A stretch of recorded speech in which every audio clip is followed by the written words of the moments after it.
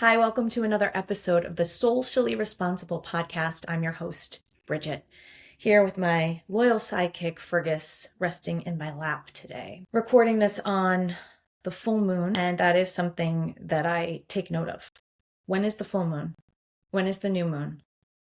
How do I feel in the days leading up to a full moon? How is my sleep?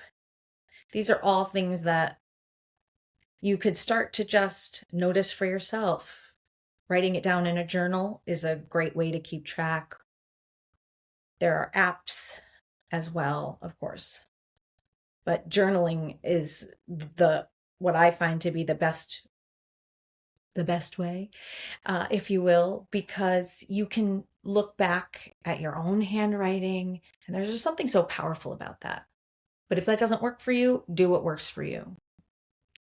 I'm currently enrolled, as I've mentioned on a previous episode, in a multi-week, multi-month course, really retuning into the intuition that exists within everyone. And as a child, I know I was so connected to intuition. I had many, many spiritual experiences as a child, knowings, vivid dreams, which I do continue to have at times as an adult. But over time, as I got older, as you get older, we come up against the world and other humans with their human experiences. And that starts to feed into a questioning of our own innate inner knowing. And to reconnect with that has been so beautiful, very emotional. A lot of realizations have come through in the past few weeks about patterns that I continue to perpetuate despite a desire to break patterns.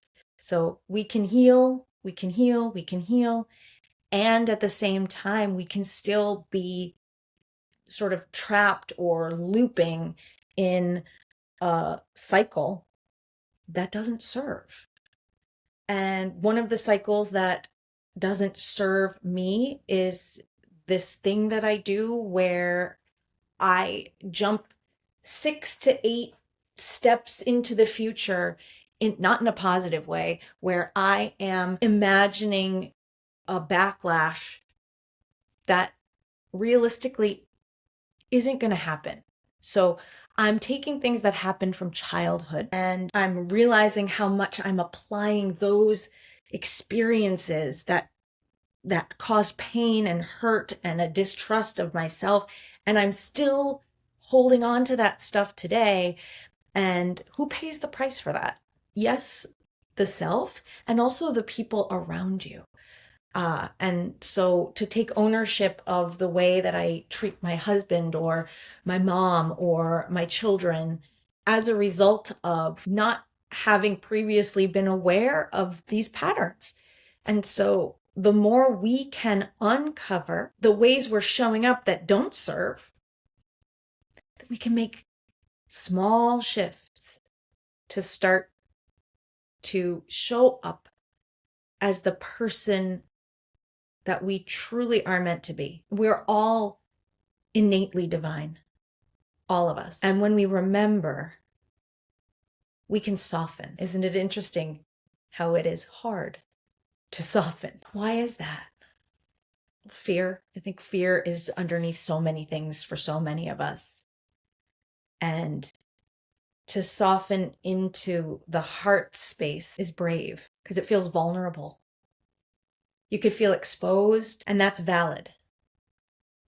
And we do it anyway. We do it because that's how real change will spread. Our center of wholeness is here in our hearts. And if we can start to break down the walls that we tend to build around that center as a protective mechanism, the whole world opens up. The whole universe within you opens and becomes ready to receive energy, is something that I'm learning about right now in the container that I'm participating in. And we are all energetic beings. And as we learn to practice grounding, protecting, and clearing our own energy, we will watch the shift occur within and without, if that's the right way to say it. As an energetic being, it's easy to forget about the many layers of you that there are: inside energy, emotional energy, soul energy,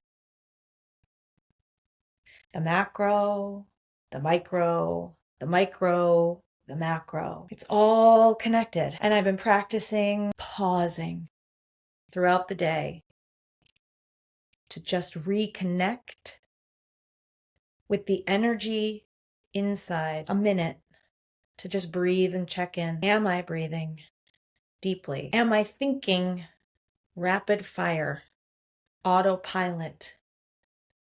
Or am I allowing for space, which is where the divine downloads come through, which is where we connect to source and to all that is? Checking in. Where are you? Busy chatter? That's okay. Notice. To notice is to soften.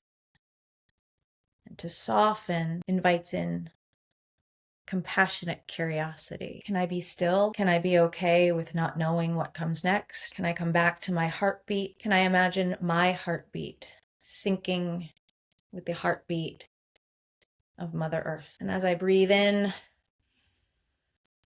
I expand out. And as I breathe out, I contract. And repeat, expanding out and contracting in, like the breath, like the heartbeat, like the ripple of energy. And if this is all too woo for you, ask why. Not to me. Get curious with you. That which we resist is often asking us to take a closer look.